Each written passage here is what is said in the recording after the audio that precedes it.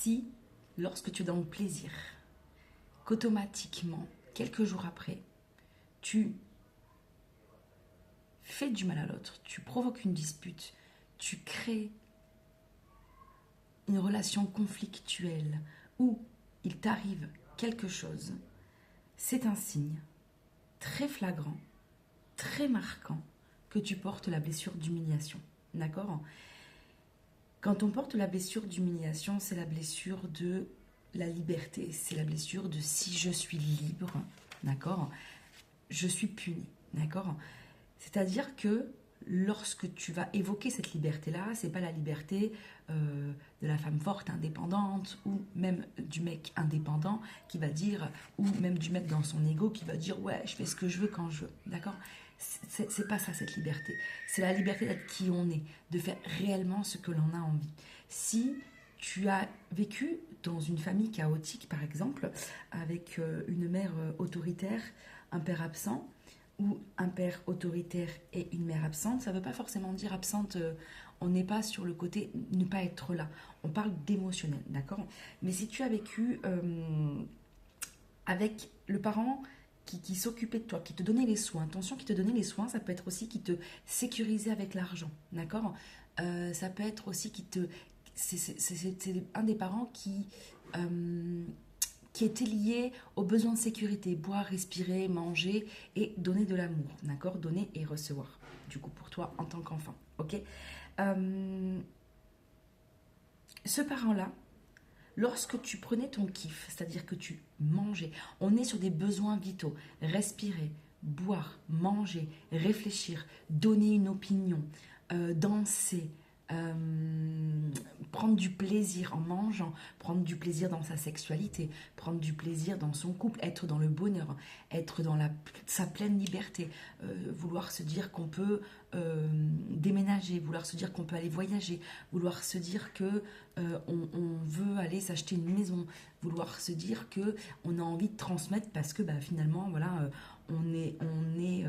on a des talents de décorateur, de décoratrice, et on peut aussi guider des personnes. Mais si dans ton entourage, dans ta famille, à l'école, bon bref, peu importe, si dans ton schéma, dans ta structure, dans ton éducation, tu n'as pas appris ça, on t'a appris à avoir du coup des limites, on t'a appris à avoir du coup un conditionnement, on t'a du coup appris à ne pas voir bien plus grand, puisque lorsque tu voyais plus grand, par exemple, on a pu te dire oh mais voilà, mais regarde comment il pense, c'est con. Moi j'ai un exemple avec Jean-Claude Van Damme à l'époque, que je trouvais fascinant et que mon père adorait, hein, Jean-Claude Van Damme. J'en parlais avec quelqu'un et je disais mais en fait moi il y a un truc qui me fascinait et quand j'entendais d'ailleurs ça me fait écho à une histoire avec une amie, quand j'entendais mon père disait ah mais il est complètement farfelu ce mec, alors que moi il y avait un truc qui me raccrochait à ce mec mais je ne savais pas quoi à mon jeune âge, à mon époque, mais il y a un truc dans ses paroles. Alors je ne parle pas du côté trop perché, d'accord, mais néanmoins il y a quelque chose qui me raccrochait à lui, il y a quelque chose que j'allais c'était perceptible, tu vois. Bref, du coup, je me suis limitée. Et pendant très longtemps, je me suis limitée à avoir cette pensée. Sauf qu'en fait, cette pensée, elle était vraiment à moi. Et ce que je te dis, c'est que tu as appris à avoir les pensées de tes parents, à avoir, même si tu as fait tes propres opinions, mais tes propres opinions souvent ont été faites parce que tu as été en conflit, parce que tu as justement eu cette crise identitaire à l'adolescence, hein, d'accord, c'est dans le développement de l'enfant, où justement c'est là que d'ailleurs les garçons se coupent de leur maman en termes de deep ou des choses comme ça. Il y a beaucoup le garçon qui s'occupe de la maman à ce niveau-là par la sexualité, puisque c'est comme ça qu'il se rend indépendant. Okay, contrairement à une fille qui va faire elle la même chose que la maman, ok. Donc tout ça en fait, tu l'as ancré en toi.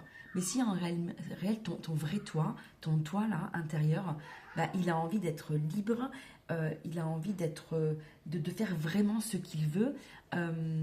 Si tu portes la blessure d'humiliation, bah, forcément tu vas tout le temps te priver, parce que il se peut, pas il se peut, c'est même sûr que lorsque tu étais petit, que tu as donné une idée, un avis, un sentiment, une façon de penser, un état d'âme, par exemple, tu es très très très fatigué, ton corps ne suit pas, tu dis que tu es fatigué et derrière on ne t'entend pas, on ne te considère pas, on ne te croit pas ou des choses comme ça, ben, tu te sens complètement puis tu te dis putain mais en fait c'est mon naturel, c'est moi, là je triche pas, je mens pas, c'est quelque chose de viscéral, je peux pas contrôler ça, c'est quelque chose, c'est mon corps qui parle, la fatigue je ne peux pas, tu vois, ma façon de penser, même si elle est dirigée parce que l'éducation a fait que, mais néanmoins, voilà, c'est ma façon de penser. De toute façon, on le voit quand on est fermé, ou on le voit quand on est dans un esprit d'ouverture. Quelqu'un qui reste tout le temps dans la fermeture et quelqu'un qui reste tout le temps dans ses enfermements, c'est qu'à un moment donné, c'est pas normal. Quand tu ravives quelque chose, une colère chez quelqu'un, parce que du coup, le sauveur passe en mode bourreau quand il n'est pas entendu, quand il n'est pas dans sa propre liberté, et du coup, il passe dans l'accusation de l'autre. C'est pour ça que à chaque fois que tu veux te faire plaisir et que tu n'y arrives pas, par exemple dans un couple où à chaque fois tu es dans un moment de bonheur, de pur bonheur, ça se passe super bien, c'est génial, bam, toi tu es heureux parce que c'est des choses que tu as l'habitude de vivre, donc tu sais que ça vient pas forcément de toi, bah, dès qu'il y a un truc qui se passe bien, bam, on va venir auto-saboter la relation et ça peut être très réel, hein, ça peut être, par exemple, si tu n'as pas l'habitude de prendre du temps pour toi, que tu es très famille, que tu restes qu'avec tes enfants et ta famille, par exemple, et que tu vas aller te faire un repas entre copains et copines, il se peut que, hop, tu crées une dispute avant pour ne pas y aller. Il se peut que tu crèves un pneu. Il se peut que, voilà, l'auto-sabotage est très très réel. C'est à partir du moment où tu commences à prendre du plaisir, d'accord, parce que c'est la blessure de je ne suis pas libre en lien avec le plaisir. À partir du moment où tu prends du plaisir, si il y a une dispute derrière, ou tu crèves un pneu, ou voilà, tu peux en arriver jusqu'à des séparations, ben, c'est que tu ne t'autorises pas cette liberté parce que dans ton schéma familial, tu n'as jamais eu cette liberté-là. Ok. Donc, un des signes de la blessure d'humiliation, c'est réellement quand je me suis fait plaisir, donc quelque part, c'est pas bien, donc j'ai de la culpabilité et je fais du mal à l'autre. D'accord. Je vais faire une vidéo tous les jours sur un euh, une caractéristique de la blessure d'humiliation. Ok, ça peut être quelqu'un où tu t'es senti rabaissé. Derrière, tu peux être senti dénigré. On peut te dire, ah, mais c'est bon, de toute façon, toi, en gros, non, non, mais c'est bon, n'importe quoi, vas-y, on l'écoute pas et on fait quand même. Tu te dis, merde, mais moi, j'ai eu le coup avec, à un moment donné dans ma vie, avec où j'étais vraiment pas bien et j'avais mon corps, j'étais pas bien, je devais me faire opérer, en plus j'avais failli mourir 3 jours après, enfin ça a été compliqué et je m'étais sentie complètement abasourdie d'accusations où j'étais là mais non en fait non, tu vois, enfin bon bref, et donc du coup je me suis sentie super humiliée, voilà. Mais cette blessure d'humiliation, ce qui était intéressant, c'est que c'est l'autre qui me l'a renvoyé en miroir, mais c'est allé me faire chercher qu'est-ce qu'est-ce qu'est-ce que ça venait dire de moi beaucoup plus loin, d'accord? Qu'est-ce que je portais encore en mémoire? Parce que si tu le portes en mémoire, c'est que tu vas attirer ces situations-là. Et du coup, comment je pose ma limite derrière? Et qu'est-ce que j'accepte pas? Qu'est-ce que j'accepte plus? D'accord. L'idée, c'est de poser ses limites. Et voilà, après, une fois que c'est posé tes limites, tu reviens, tu rediscutes, c'est cool, c'est pas grave. Voilà, dans la vie, il y a bien plus grave. Si tu t'acharnes dessus, que ce soit une colère, une tristesse ou quelque chose, c'est que forcément, il y a quelque chose à aller voir parce que ça te fait écho sur, sûrement, tes limitations, qui tu es toi, en gros. Et du coup, tu n'es pas vraiment dans ton essence, tu n'es pas toi, en fait, parce que c'est ton masque qui parle. Et quand tu as ton masque qui parle, ben, tu es soit sauveur, soit victime, soit bourreau. Et dans cette blessure, tu joues facilement les trois rôles, d'accord. C'est vraiment quelque chose, dès qu'on est dans le côté jouissif, hein, d'accord, de la chose, hein, c'est très très important. Donc, tu vas porter le masque du masochiste, forcément, parce que tu vas te sentir humilié. Donc, dès qu'on te dit quelque chose, tu vas le prendre pour toi. Tu vas tout mal prendre, souvent. Tu vas essayer de faire bien, mais en fait, c'est pas ce qu'on te demande, en fait, de faire bien, simplement.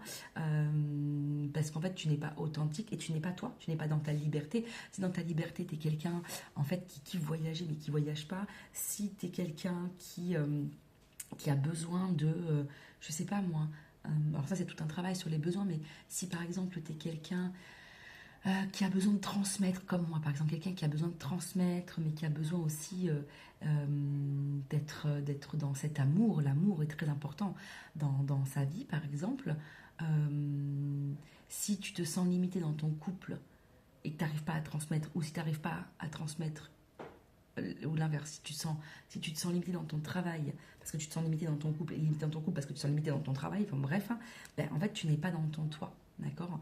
Mais si par exemple en amour, tu te sens limité, que tu peux pas avoir par exemple tout, c'est parce que tu as été habitué à donner, donner, donner. Mais tu n'as pas donné de la bonne manière. D'accord? Tu as donné des choses pour t'adapter aux gens.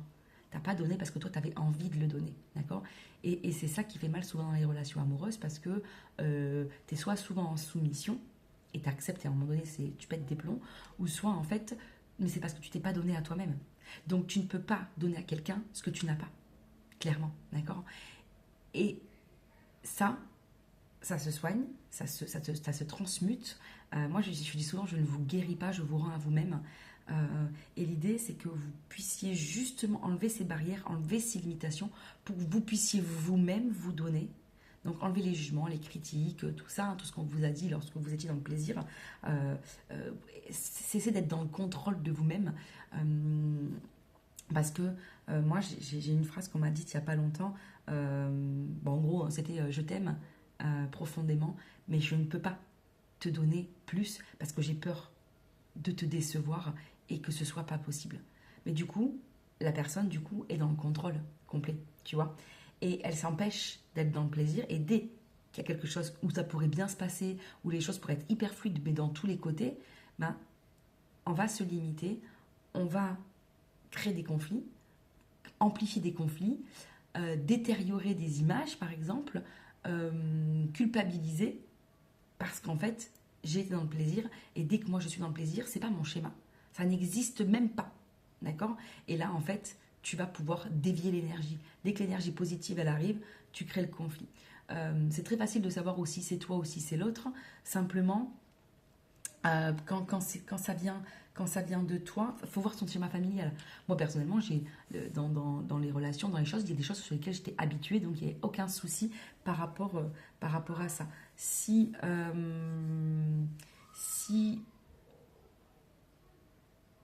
toi, tu sens que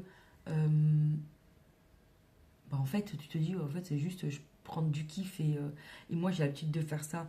Mais quand tu es avec quelqu'un qui n'a pas l'habitude, parce que c'est pas son schéma, dis-toi bien que forcément, de l'autre côté, ça va être chaotique s'il a une vie, par exemple, ou elle a une vie chaotique, d'accord? Et donc, tu peux t'empêcher les restos, tu peux t'empêcher d'être dans le côté jouissif. Puisque dès que tu étais dans le côté jouissif, on te maltraitait, on te castagnait, on t'insultait, on te violentait. D'accord. Donc ça veut dire qu'aujourd'hui, tu peux aller par exemple, je sais pas moi, tu as envie de faire la fête et ben du coup, tu peux pas aller faire la fête. Donc du coup, tu t'auto-sabotes parce que si tu fais la fête, d'accord, bah en fait, euh, tu vas être puni parce que tu n'as pas le droit de t'amuser. D'accord?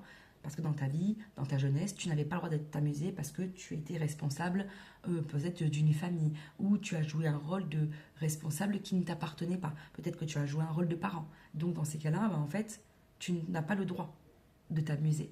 Et du coup, tu vas créer des conflits. Et tu vas te mettre en colère contre l'autre. Contre l'autre qui aura en soi rien fait ou même si elle a fait un petit truc, il n'y a pas de montagne. Tu vois, il n'y a pas de lieu à se dire waouh, mon Dieu, quelle horreur, on en crée un conflit de fou. Pas du tout. C'est simplement le conflit intérieur de se dire putain, mais en fait, je suis en dualité entre, par exemple, je voulais m'amuser et j'ai pas pu m'amuser. J'ai mis des choses pour m'amuser, mais j'ai tellement peur d'être punie que je vais être masochiste. Je vais créer un conflit. Comme ça, hop, plus de joie, plus de bonheur, plus de partage, plus d'amusement, plus rien. Comme ça, au moins, je reste dans mon truc parce que quand je l'ai eu fait, voilà. Et ça, mais souvent, ça, c'est des mémoires traumatiques qui sont là. Des fois, c'est un geste, une odeur, un regard, tu vois, quelque chose de perceptible qui est resté bloqué, que tu as vécu, qui est resté bloqué. C'est pas forcément des gros traumas. Hein. C'est pas tes gros traumas. Hein. Moi, c'est mon père qui me castagnait, qui me machin. Mais souvent, c'était pas ça. Souvent, c'était un regard. J'avais ressenti, je me dire, putain, mais en fait, un jour, j'étais en juste au corps, hein, je faisais un spectacle, hein, je le raconte souvent cette anecdote. J'étais en spectacle en juste au corps, et en fait, j'attendais que juste avoir la reconnaissance de mon père qui me disait ah, c'est bien, bravo, c'est pour ce que t'as fait, super spectacle, c'était you, blablabla, blablabla. Bref. Et le seul truc qu'il avait trouvé à me dire, c'est: t'as vu comment t'es habillée? J'étais en juste au Coran. Je t'avais quoi, 8 ans? Bon, vous voyez un peu, parce que ça, c'était un petit peu moulant, tu vois. Et ça m'avait, en fait, là, je me suis sentie super humiliée, super vexée. C'est-à-dire que j'ai fait quelque chose de bien, qui était dans le plaisir du corps, où je bougeais mon corps. C'était de la danse, c'était très contemporain. En plus, j'avais jamais fait de danse. Et en fait, j'avais super bien appris parce que ma copine elle m'avait fait un spectacle et j'étais hyper douée. C'est quelque chose qui était très à l'intérieur de moi. Et là, au lieu de me dire waouh, super, bravo, c'était: t'as vu comment t'es habillée? Waouh, voilà, c'est de l'humiliation complète. On humilie l'autre. Tu as fait ci, tu as fait ça, t'as voulu punir. Les mots t'as voulu punir veulent tout dire. Voilà. Tu veux punir un tel, tu veux me punir, tu me trucs. Ça veut dire, là, c'est la blessure d'humiliation à tout bout de champ. Sauf que cette blessure, elle t'empêche d'être toi. Elle t'empêche de réaliser tes rêves, elle t'empêche de te transformer, elle t'empêche d'être heureux, elle t'empêche de t'épanouir, elle t'empêche d'expanser, elle t'empêche d'être ton toi. Si ton toi, il veut guider, si ton toi, il veut transmettre, tu pourras pas, puisque tu es dans le plaisir. Donc si tu es dans le plaisir, on te punit. Donc, l'idée, c'est de travailler sur cette blessure, aller remonter en mémoire le blocage que tu ne connais pas, d'accord, aller libérer ça de manière énergétique, du coup spirituelle, émotionnelle, psychologique, hein, puisqu'on introspecte quand même, on n'est pas juste que dans couper des liens. Et l'idée, c'est que tu puisses faire un switch réellement par rapport à ça. Ok. Donc, rejoins-moi pour notre atelier où on va passer une journée entière où on va aller travailler sur cette blessure d'humiliation. Donc, c'est une journée, hein. C'est un atelier, c'est une immersion, c'est un portail sacré. D'accord. Pour que justement, tu ne puisses plus être, tu ne puisses plus t'empêcher. Et si tu te poses des questions encore et que tu te dis putain, mais en fait, je, je n'y arrive pas, c'est qu'il y a encore un auto-sabotage. C'est que tu sais que tu as passé une limite supérieure, enfin tu es dans une limite supérieure, d'accord. Je ferai une vidéo sur la limite supérieure. Tu es en limite supérieure et du coup, tu vas passer un plafond de verre. Ce qui fait qu'aujourd'hui, tu vas te dire, bah, en fait, tu te contentes de, voilà, ouais, je vais bien. Ouais, mais si, je vais bien. L'ego, l'ego qui va te dire, je vais bien. Bon, sors les doigts 2 minutes, assume-toi 30 secondes. Est-ce que réellement tu vas bien? D'accord. Être dans son bonheur, ça veut dire avoir du kiff. Les gens qui disent, ouais, mais les gens qui ont des sous, les gens qui ont si, ego. Tout le monde aimerait avoir de la thune, les gars. Tout le monde. Tout le monde a envie d'y arriver. Seulement, il faut se bouger les doigts. Voilà, on va pas se mentir, ça se fait pas comme ça. Les trucs, ouais, c'est des conneries, des trucs, machin. Les gens qui veulent pas se remettre en question, alors on va pas forcer les gens de ne pas vouloir se remettre en question. D'accord. Seulement, à un moment donné, l'ego, il prend le dessus, certes, mais le karma, l'univers, ta vie, c'est de toi à toi. Après, c'est de toi et ton miroir. C'est-à-dire, est-ce que toi, réellement, t'es content dans ta vie, t'es heureux dans ta vie? Alors, bien sûr, souvent, ça sous-entend beaucoup de choses. C'est-à-dire que si je fais bouger ça, qu'est-ce qui va se passer? Et c'est ça, souvent, les questions dans lesquelles on va se poser. Qu'est-ce qui se passe? Voilà. Si je fais bouger ça, de quoi j'ai peur? D'être dans les abus de quoi? D'accord. Sortir du cadre, c'est-à-dire que je peux tout quitter. On va pas se mentir, souvent c'est ça, je peux tout quitter. Je peux laisser mon enfant de côté, mon fils, ma fille de côté, ma femme, parce qu'en fait on s'aime pas. Mais on se contente de peu. Mon boulot c'est pareil. Sauf qu'en fait tu n'es pas dans ta liberté. Et moins tu es dans ta liberté, plus ta vie elle va être compliquée. Et en miroir, tu vas t'attirer des situations qui, à un moment donné, ça va te pousser à être pas bien. Quand tu arrives au point de rupture, c'est là où tu te dis, bon bah stop, j'en peux plus, parce que de toute façon je souffre trop. Donc je préfère me retirer et arrêter ce schéma-là, arrêter ces frustrations-là, puisque à un moment donné, j'en ai marre de m'humilier moi-même, parce qu'en fait souvent tu vas t'apercevoir que c'est toi qui le fais aux autres et que tu le fais à toi-même. Et tout ce que tu vas reprocher aux autres, bah, c'est tout ce que tu te reproches à toi-même. C'est-à-dire que moi, à un moment donné, je disais à mon fils, ouais, tu fous rien, mais en fait c'est parce que moi je ne foutais rien, je n'arrivais pas. Je n'arrivais pas à bosser, j'arrivais plus à trouver ma voie, j'arrivais plus à trouver j'arrivais plus à trouver comment j'avais envie de transmettre, parce que je vivais à côté des choses compliquées avec un évitant. Donc c'était comment je transmets ça, comment moi qui est connectée à l'amour tout le temps, je me prends des jets dans la gueule sans comprendre le pourquoi du comment, alors que c'est pas mes schémas, j'ai pas l'habitude de ça. Ça m'a demandé une déconstruction de mon système nerveux, une déconstruction totale de mes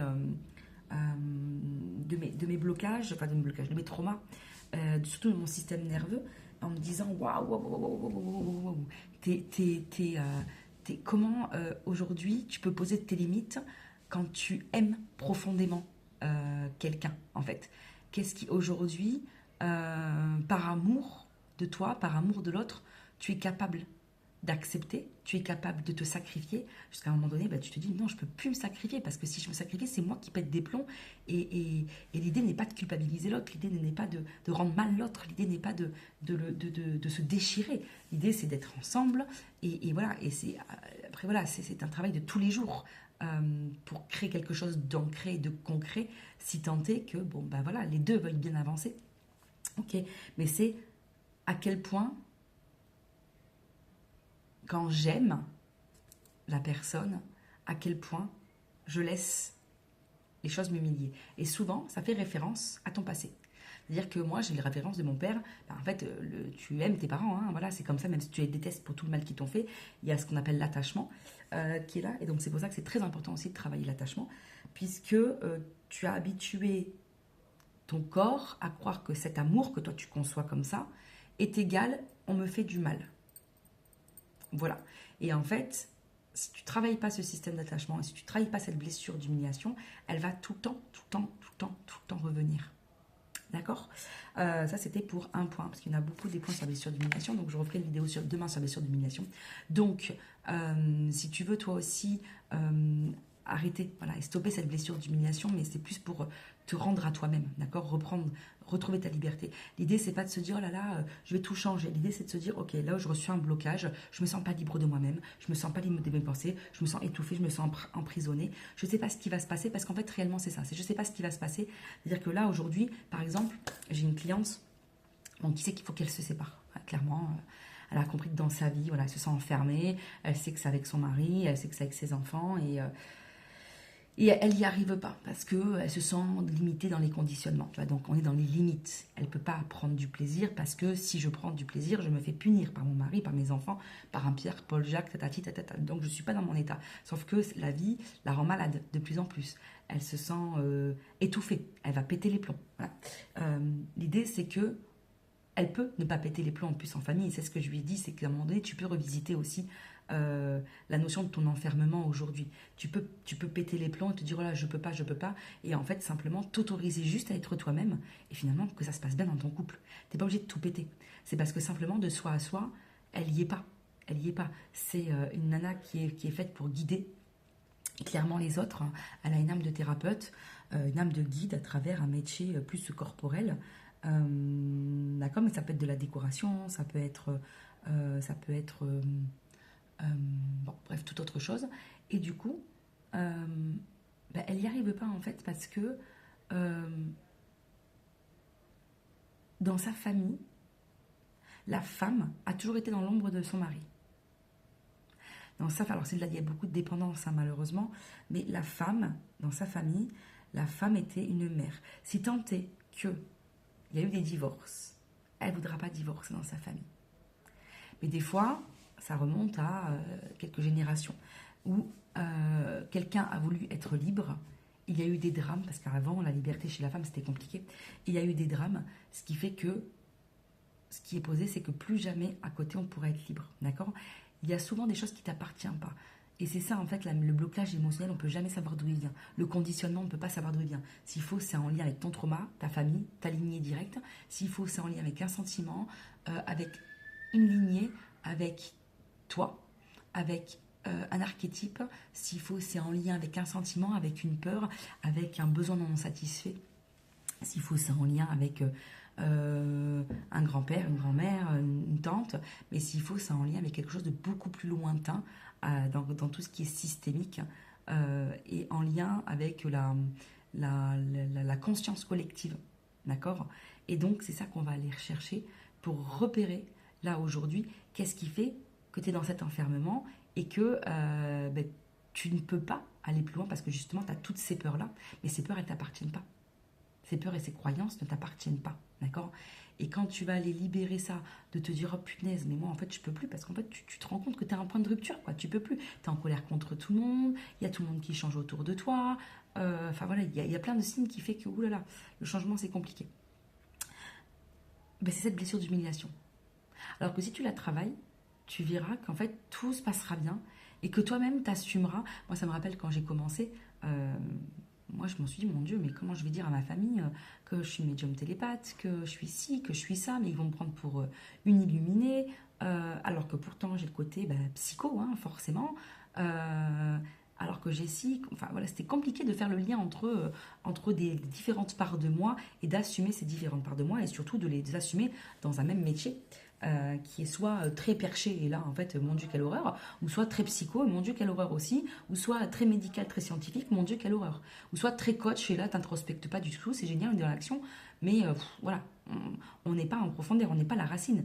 Moi je travaille qu'avec des guides, des gens, des âmes de thérapeutes, mais tous ils ont déjà travaillé sur eux. Donc s'ils viennent me voir aujourd'hui, c'est parce qu'ils veulent aller encore plus loin dans le conditionnement, aller repérer à les remettre en lumière des choses qu'ils ne connaissent pas. Et ça, il n'y a que lors du travail qu'on peut le faire.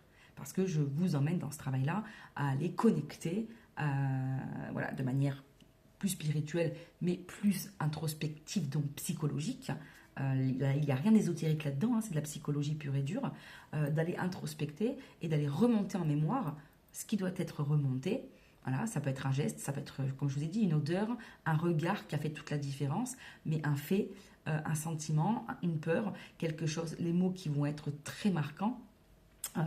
Moi, je me rappelle, voilà, j'ai connecté il y a 3 jours je me suis rappelé que, en écrivant sur quelque chose, je me suis rappelé qu'en fait, c'était compliqué de construire. Mais pourquoi? Mais parce que la maison de ma grand-mère avait pris feu.